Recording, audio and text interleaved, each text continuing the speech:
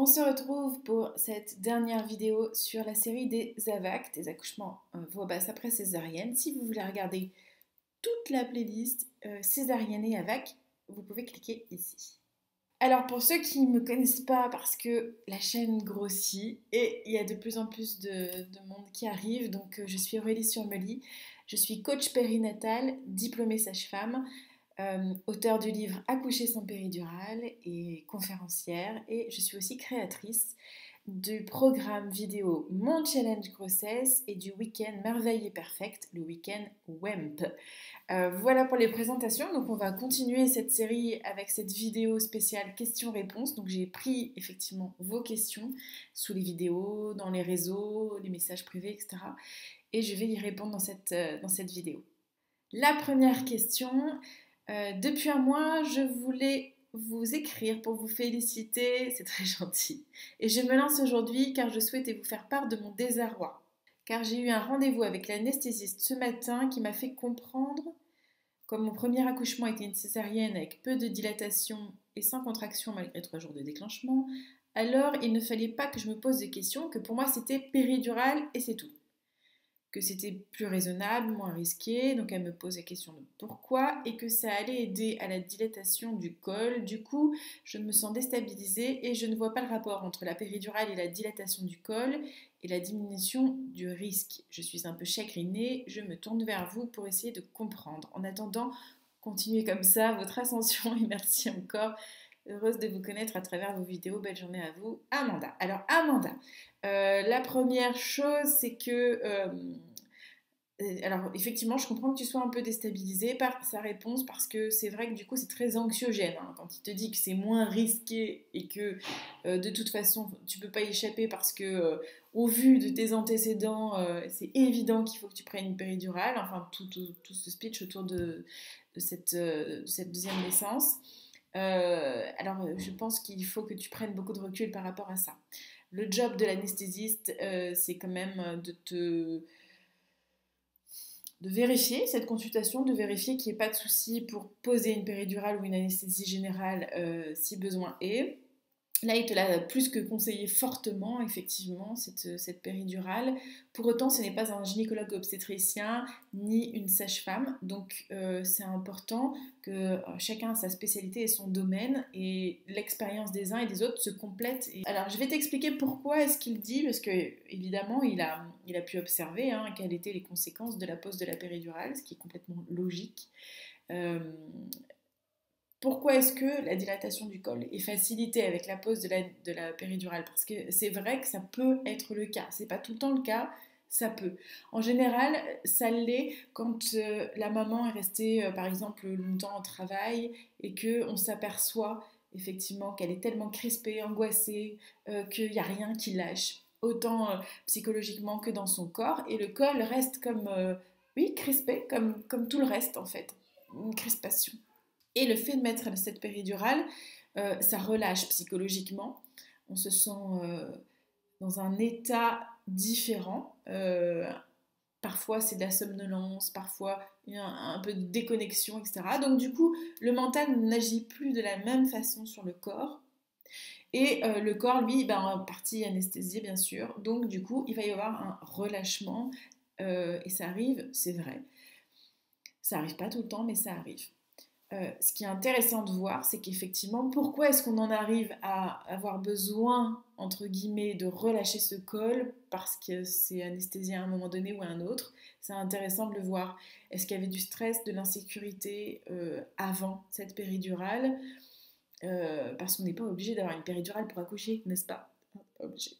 Donc, tu n'es pas obligé d'avoir une péridurale, mais il est vrai que beaucoup de professionnels de santé sont assez...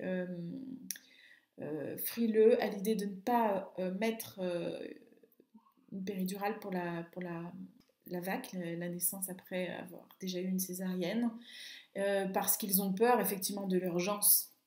Mais ça, je te renvoie à mes précédentes vidéos parce que j'en ai parlé et ça devrait t'apaiser. Est-ce qu'il y a moins de risques? Ben, c'est toujours pareil. À ce moment-là, on met des péridurales à tout le monde pour parer à l'urgence. C'est pas parce que tu as déjà eu une césarienne que tu peux pas accoucher par voie basse naturellement. Il est vrai qu'on va être beaucoup plus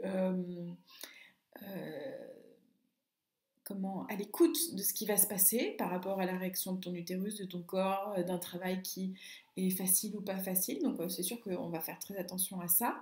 Donc il y a une surveillance particulière, mais ça ne veut pas dire que tu ne peux pas accoucher sans. J'espère t'avoir répondu. Voilà, en tous les cas, lis les témoignages aussi de mamans qui ont accouché sans péridurale et ne te formalise pas trop. C'est bien qu'il ait dit ce qu'il pensait. Maintenant, tu peux compléter ça avec la sage-femme ou ton gynéco, ou tous les discours qui se complètent. Hein, parce que c'est effectivement, ils travaillent tous autour de la femme enceinte, mais ils n'ont pas du tout la même approche, les uns et les autres. Donc c'est important de faire un petit peu ton petit check-up là. Deuxième question. Bonjour Aurélie, j'espère que vous allez bien. Bah oui, c'est très gentil, merci. J'ai deux autres questions concernant les AVAC, donc les accouchements par voie basse après césarienne. Je préfère dire voie basse que vaginale, parce que normalement c'est accouchement vaginal après césarienne. Je dis voie basse, moi je trouve ça, je sais pas, ça me va mieux. Alors, première question. Au vu d'un anesthésiste qui quasi m'impose la péridurale, tiens, encore une fois, serait-ce envisageable de prévoir la pose d'une péri sans utiliser de produit en cas de problème? Tout est posé et moi, je ne l'utilise pas pour me donner toutes mes chances. Oh oh! Tiens, c'est une idée originale, mais j'avoue que je ne te la suggérerais pas. Pourquoi? Simplement parce que, en fait, quand on pose une péridurale, il y a des risques à la pose, évidemment, un risque infectieux, le risque d'aller plus loin au niveau de la ponction et de faire une brèche avec toutes les conséquences que ça peut avoir. Il y a des risques à la péridurale et on met d'ailleurs un filtre antibactérien quand on pose cette péridurale, c'est très stérile, le filtre antibactérien. Et ben voilà, il y a toujours les risques d'un geste en fait médical, surtout invasif, hein, donc qui rentre dans ton corps. Donc c'est pas intéressant de poser une péridurale si tu ne l'utilises pas proprement parler. D'autre part, l'anesthésiste injecte une dose de base d'anesthésiant. Il injecte une dose en fait dès qu'il pose la péri. Et après, le produit peut être pompé. Il y a une pompe en fait hein, qui distribue le produit quand toi tu actionnes un petit bouton pour avoir des doses dès que tu en ressens le besoin. Ou après, il y a des pompes qui délivrent de façon linéaire, de façon régulière, constante le produit. Donc, dans tous les cas, de toute façon, tu auras une dose de départ et de deux, c'est un geste médical qui est invasif et forcément, c'est pas intéressant qu'on te la pose si tu ne l'utilises pas. Il vaut mieux ne pas l'utiliser du tout. À nouveau, ce n'est pas l'anesthésiste qui va t'imposer une péridurale, c'est à toi de choisir, c'est ton choix à toi. Donc, je comprends que ce soit anxiogène, ces discours où on te fait la liste de tout ce qui pourrait pas arriver et tout ce qui pourrait arriver surtout. En même temps, on pourrait faire ça à une femme aussi classiquement qui n'a pas eu de césarienne et on sait jamais, on sait jamais, on sait jamais. Hein, on sait jamais. Il peut y se passer plein de choses. La surveillance de toute façon, je le répète, est plus importante quand on a déjà eu des antécédents particuliers. Voilà, voilà. Auriez-vous des conseils pour AVAC pour motif première César, col ne s'est jamais ouvert malgré 3 méthodes chimiques utilisées? Ok, le col ne bouge pas du tout. Y aura-t-il des techniques à partir du 9e mois pour déclencher progressivement, naturellement et pour éviter une deuxième César? Ok, donc la question c'est que tu es en dépassement de terme et que du coup tu voudrais savoir pour éviter ce dépassement de terme ou en tous les cas pour éviter une césarienne du fait qu'on ne puisse pas vraiment déclencher sur un utérus cicatriciel ou alors on prend des risques qui sont mesurés et à ce moment-là il y a une attention très très particulière. Alors comment faire pour que ça puisse se déclencher naturellement sans passer par tout ce processus de déclenchement chimique ou simplement de la césarienne entre guillemets itérative parce que dépassement de terme. C'est pas évident de répondre à cette question parce qu'il y a plusieurs outils effectivement qui peuvent aider. Je dirais que l'acupuncture déjà peut certainement aider en amont à ce moment-là. Si tu sais que tes grossesses sont longues dans le sens où effectivement, tu as peut-être déjà eu, c'est ton troisième et que le premier et le deuxième, à chaque fois, c'était dépassement de terme. Tu peux peut-être essayer effectivement le dernier mois d'aller voir et de faire des séances d'acupuncture pour essayer de préparer. Tu as aussi en homéopathie. C'est pas naturel, hein, ça reste un médicament, l'homéopathie, mais quand même beaucoup plus appréciable que des produits chimiques. Donc l'ostéopathie aussi peut t'aider. J'essaie de chercher tous les éléments, mais il y a quand même pas mal d'outils qui peuvent être intéressants. J'ai déjà vu une maman, par exemple, se mettre en travail simplement parce qu'elle avait fait pas mal de séances de Watsu. Donc, tu sais, c'est de la détente dans l'eau en étant enceinte. Et c'est vrai que le relâchement psychologique et physique est important. C'est à prendre en compte, les deux. Si tu peux pas travailler que sur le corps ou que sur le psychique, à mon sens, c'est important de détendre les deux, bien qu'ils interagissent ensemble. Donc, essayer de trouver un outil qui te parle, quelque chose qui te parle plus, si c'est l'ostéopathie, si c'est l'acupuncture, l'homéopathie, le watsu, la piscine, voilà. Essaie de voir ce qui te parle le plus pour essayer. Après, tu peux en parler aussi à ta sage-femme parce que c'est important aussi de pouvoir verbaliser tout ça. Voilà, moi je pense que c'est vraiment c'est compliqué parce que on est dans une situation effectivement où le déclenchement chimique, quand on a déjà eu une césarienne, c'est vraiment pas conseillé. Et je sais que certains le font, pas beaucoup, mais ah là là, les contractions chimiques sur un utérus qui a déjà une cicatrice, c'est vrai que c'est pas l'idéal. J'espère que j'ai répondu.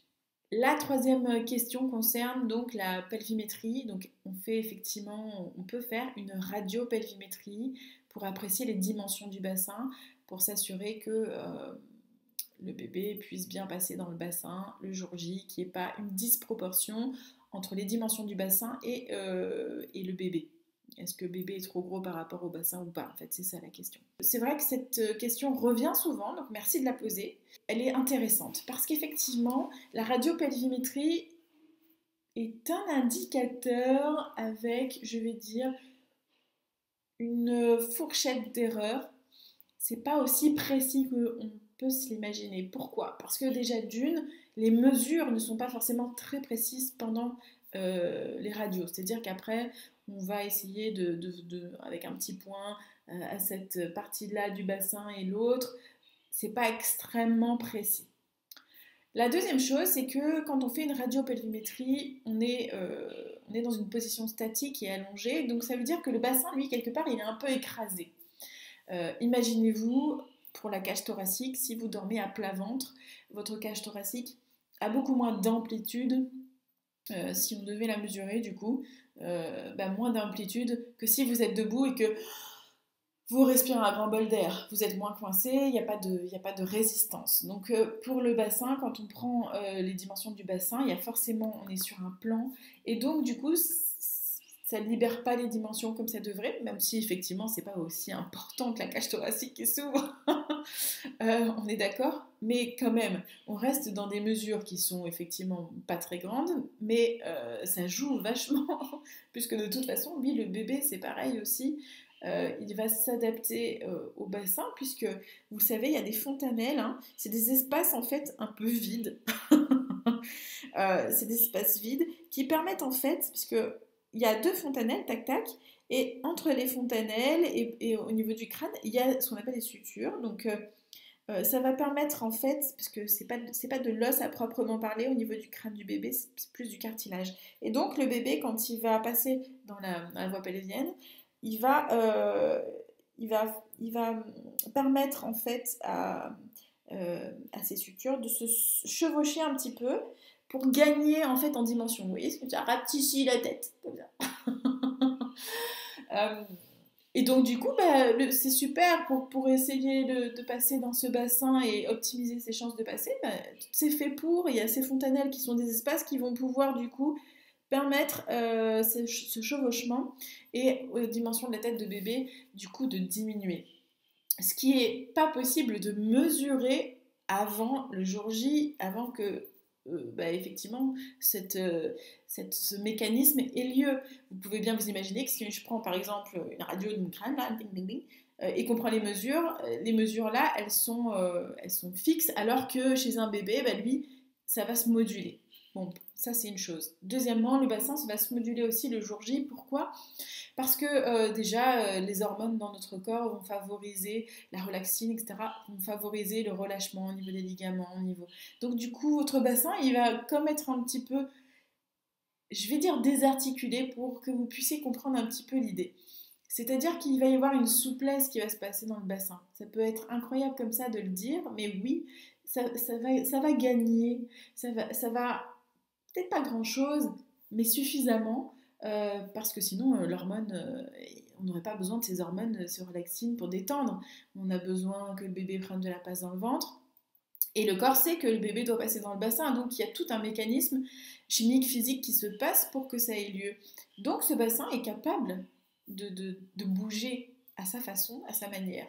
Et ça, on ne peut pas le voir en radiopelvimétrie. Donc on peut pas voir et on ne peut pas anticiper tout ce qui va se passer le dernier mois de grossesse avec toutes ces hormones et le jour J surtout. Le jour J où effectivement ce bassin va s'adapter au bébé, la tête du bébé va s'adapter au bassin, etc. Avec des mesures qui sont pas hyper précises, plus toutes ces variables pendant l'accouchement, c'est très... c'est un indicateur qui n'est pas hyper valable à mon sens, même si effectivement là on peut voir concrètement s'il y a vraiment des grosses disproportions fœtopelviennes, c'est-à-dire vraiment un tout petit bassin avec un énorme bébé. Vous pouvez évidemment trouver des études, la plupart sont quand même en anglais. Si vous tapez radiopelvimétrie, vous allez en trouver quelques-unes. Et c'est d'ailleurs les scientifiques eux-mêmes se contredisent pas mal. Il y en a qui disent pour, d'autres qui disent contre. C'est à réfléchir et c'est avec beaucoup de bon sens, à mon avis. Voilà. La question suivante est pourquoi ne pas faire une rachianesthésie plutôt qu'une péridurale pendant le travail? C'est une question qui demande quelques précisions du coup sur les anesthésies en elles-mêmes. Pourquoi est-ce qu'on fait plutôt des péridurales pendant le travail plutôt que des rachis? Les rachis, anesthésie, sont utilisés plus particulièrement pour la réalisation des césariennes. Et la péridurale, plutôt pour tout cet espace de contraction. Pourquoi? Alors la différence principale entre les deux, c'est la durée d'action. Une péridurale va avoir une durée d'action sur plusieurs heures, alors que la rachianesthésie, elle, a une action rapide, immédiate, mais courte. On l'utilise pour les césariennes parce que du coup, c'est une ponction, on injecte, on enlève, il n'y a pas de cathéter, il n'y a plus rien en place. Donc, action rapide. Action qui est très qualitative, c'est-à-dire que vraiment ça anesthésie très bien, du haut du ventre jusqu'aux orteils. Donc comme c'est rapide et très qualitatif, c'est très intéressant pour les césariennes. Voilà, que ce soit des césariennes programmées ou des césariennes en urgence, semi-urgence on va dire. S'il n'y a pas eu de péridurale avant, on fait une rachianesthésie. Donc ça c'est important de voir que cette différence-là. Si vous avez une rachianesthésie pendant les contractions, elle va vous durer peut-être 1 heure et puis après vous aurez à nouveau les sensations des contractions, sauf que votre corps a reçu une dose d'anesthésiant, donc il faut qu'il se réadapte et une fois que les anesthésiants ne font plus effet, vous vous retrouvez à vouloir sauter dans un TGV. Vous voyez ce que je veux dire? C'est-à-dire que vous avez quitté le train pour avoir une anesthésie, vous n'êtes plus dedans, vous êtes sur le quai, et une fois que c'est parti, il faut sauter dans le TGV. Et là, il n'y a plus d'adaptation tranquillou croissante. Vous vous retrouvez propulsé à grande vitesse. Et donc, du coup, c'est pas très intéressant parce que ça va être très difficile de reprendre le train en marche. Hein. Ça, c'est clair. Si c'est en fin de travail, vraiment en fin de travail, que vous êtes au bout, et qu'effectivement, on peut imaginer qu'il reste très peu de temps entre ce moment-là où vous désirez une anesthésie et la naissance, vous pouvez demander une rachianesthésie. C'est possible. Moi, dans ma pratique, j'ai rarement vu ça, puisque en général, les femmes qui tiennent jusque-là et qui sont toutes proches de la naissance, en général, quand on accompagne bien la maman et qu'on lui explique que le bébé va arriver, pour elle, c'est ok de ne pas prendre d'anesthésie. Elle a fait tout ce travail-là, et puis elle se dit, ok, bon, si vraiment le bébé arrive là dans une demi-heure, je vais m'en passer, je vais accompagner jusqu'au bout là du coup. Maintenant, sachez que vous avez quand même la possibilité de faire cette rachianesthésie vraiment en toute fin. Voilà, après c'est à vous de voir et à vous aussi d'évaluer aussi avec l'équipe pour voir ce qu'ils en pensent à ce moment-là, parce que ça peut vraiment aller très très vite et du coup peut-être que même la pause de rachis-anesthésie peut freiner un petit peu cette toute fin, cette dernière étape. Donc vraiment à voir. La dernière question concerne donc la prise en charge d'un AVAC. Comment peut-elle être le plus proche possible d'un accouchement à domicile? Alors, je comprends la question dans le sens où, effectivement, toujours pareil, on essaie de se rapprocher de quelque chose de plus physiologique possible, en limitant le plus possible la médicalisation. Et ça, c'est une de vos craintes les plus importantes en filigrane, c'est quasiment toujours ça. Comment faire avec cette équipe qui a un discours peut-être anxiogène pour vous et en même temps votre désir évidemment d'accompagner de façon la plus physiologique possible cette naissance. J'ai envie de vous dire qu'effectivement, à vous aussi de travailler pendant cette grossesse sur les peurs qui vous restent de la précédente césarienne. Je pense que ça va être important d'essayer de défraîchir un peu le terrain. Là, on se dit ok. Je suis encore un peu anxieuse, je m'en rends compte par rapport à cette césarienne que j'ai eue. J'arrive pas à comprendre exactement pourquoi on me l'a fait au final et pourquoi ça s'est passé comme ça, etc. Donc ça va être intéressant d'en parler. Parlez-en. Parlez-en le plus possible pour que ça soit bien clair dans votre tête et que vous puissiez tourner la page pour en réécrire une nouvelle. Chaque naissance est différente. Donc ça va être important. Alors le jour J, comment faire? Déjà, si vous avez une sage-femme qui peut vous accompagner en plateau technique, ça peut être intéressant. Une sage-femme que vous connaissez bien pendant la grossesse, qui peut éventuellement même rester un petit peu avec vous à la maison, vérifier que tout est ok, rester 2 heures, 3 heures, et puis partir à la maternité ensuite. Ça vous permet déjà de gagner du temps et de rester dans votre cocon le plus possible. Ensuite, vous pouvez aussi demander les services d'une doula qui va être là. Donc, c'est une accompagnante à la naissance. C'est pas une profession médicale à proprement parler, mais elle est vraiment là pour vous accompagner dans votre chemin de devenir mère, mais aussi pendant la naissance et après. Donc, vous pouvez avoir les services d'une doula pendant la grossesse pour à nouveau vous chouchouter aussi, qu'elle s'occupe de vous et qu'elle puisse vous apporter ce dont vous avez besoin pour vous sentir le plus sereine possible. Donc les services d'une sage-femme libérale en accompagnement global, donc avec une naissance en plateau technique, les services d'une doula, rester à la maison avec la sage-femme avant de partir à la maternité, choisir une maternité qui se rapproche le plus possible de vos projets. Ça va être évident que une maternité qui est à un taux de césarienne un peu moins important qu'une autre structure et qui propose des alternatives comme des accouchements dans l'eau, des choses comme ça, ça va être certainement plus propice pour vous, plus en adéquation avec vos projets. Il est évident qu'il faut faire aussi un petit deuil de l'accouchement à domicile, à mon sens, parce que déjà en tous les cas en France, il y a une charte, les sages-femmes qui pratiquent les accouchements à domicile. Dans cette charte, il est précisé qu'effectivement, quand il y a eu un antécédent de césarienne, on doit se refuser d'accompagner les mamans qui ont un utérus cicatriciel pour les naissances à la maison. Je pense que ça protège aussi beaucoup les sages-femmes et je veux que vous l'entendiez, c'est important parce que je sais que j'ai entendu et vu plein de choses par rapport à ça, mais c'est important aussi que les sages-femmes puissent se protéger. On est une soixantaine, bon maintenant je ne le fais plus, les accouchements à domicile, mais une soixantaine en France à faire des accouchements à domicile. On est sur la sellette. C'est pas du tout quelque chose qui est encouragé par notre société et culturellement, ça évoque des peurs et dès qu'on en parle autour de nous, accouchement à domicile, non mais ça va pas. On entend de tout et de rien, et là c'est gentil, mais après il y a toute la sphère politique, n'est-ce pas? Et qui n'est pas du tout encourageant pour les femmes de faire naître leur bébé à la maison. Et donc il faut que les sages-femmes se protègent aussi, c'est important. C'est pour ça qu'il y a aussi une charte qui protège ces sages-femmes-là. Les antécédents donc de césarienne, normalement, on doit se le refuser. En plus, il n'y a pas d'assurance pour les accouchements à domicile pour les sages-femmes libérales qui le pratiquent, chose qui m'énerve terriblement parce que c'est en France, bien sûr. En France, parce que dans d'autres pays, les sages-femmes ont des assurances et en plus pas cher du tout. Alors qu'est-ce qui se passe en France? Effectivement, les assurances pour les accouchements à domicile plafonnent largement au-dessus de nos revenus annuels. Donc impossible de souscrire à une assurance, impossible. À moins de demander 5 000 euros de dépassement d'honoraires par accouchement. Voilà.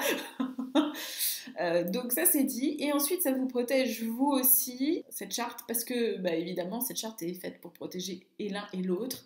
Donc comme on a quand même effectivement une surveillance particulière et donc des risques qui peuvent survenir et qui seraient très très difficiles de maîtriser à la maison. Clairement. On peut se retrouver avec une vraie urgence, même si ça reste rare, une vraie urgence qui serait impossible d'assurer à la maison. Donc, j'ai envie de vous dire, c'est comme pour les jumeaux, etc. Normalement, on n'est pas censé accompagner ces naissances-là à domicile. Je pense aussi que ça crédibilise l'activité de la sage-femme qui accompagne les accouchements à domicile. Imaginez bien que pour faire avancer les choses, pour que ça puisse avancer, et même au niveau des assurances, hein, vous imaginez bien, il est clair, net et précis qu'on doit être assez strict et avoir un cadre pour que ça puisse être une pratique encouragée. Parce qu'on a du chemin à faire avant que ce soit quelque chose qui soit bien admis en France. J'aimerais vous parler un petit peu d'un événement que j'organise au mois de juin et qui va être un événement annuel. C'est le week-end Merveille et Perfect. Je suis heureuse de vous le proposer. C'est un événement unique en France et assez exceptionnel où enfin c'est un événement, un week-end pour le couple autour de la grossesse. Cette année 2018, il a lieu proche de Saint-Tropez, à Trimurti Village. C'est un lieu magnifique avec une vue sur la baie de Saint-Tropez géniale. C'est en all inclusif, ting, ting, ting, pension complète. Donc vous vous offrez un vrai cadeau pour votre grossesse là. Donc voilà, c'est vraiment fait pour le couple autour de la grossesse. Vous serez 14 couples cette année. 14 couples, je prends 14 couples maximum parce que je veux que ça reste quelque chose de très familial, très sympa. Et donc du coup j'animerai ce week-end. Vous allez pouvoir avoir toutes les clés pour faire des choix, que ce soit pour votre grossesse, votre accouchement, votre vie de parent tout simplement, des choix éclairés et conscients. Pourquoi est-ce qu'on vous donne certaines informations et pourquoi est-ce que il vous manque certaines informations qui seraient intéressantes à avoir, des réflexions à avoir, des prises de conscience. Et ça va être très intéressant, vous allez voir, je suis persuadée que toutes ces clés vont vous permettre d'avoir une grossesse et un accouchement beaucoup plus serein et en étant beaucoup plus acteur de ce qui se passe.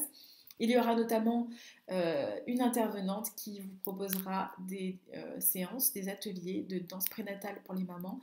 Et il y aura aussi, bien sûr, des groupes de parole pour les papas qui ont envie de se retrouver un peu entre hommes. Bien sûr, ça sera animé, cet atelier-là. C'est important aussi que vous puissiez avoir des moments d'échange. Donc, il y aura des moments pour les mamans, pour les papas, évidemment pour le couple. Et vous êtes dans un lieu absolument magnifique. Donc, vous allez pouvoir aussi bénéficier pendant les pauses et les moments où vous êtes libre de cette nature magnifique. N'oubliez pas vos maillots de bain parce qu'il y a une piscine. Vous en saurez plus sur www.lawebteledaurélie.com. Je vous embrasse très très fort. Voilà, à très vite. N'oubliez pas de liker, de partager la vidéo et bien sûr de vous abonner si ce n'est pas encore fait. Ciao!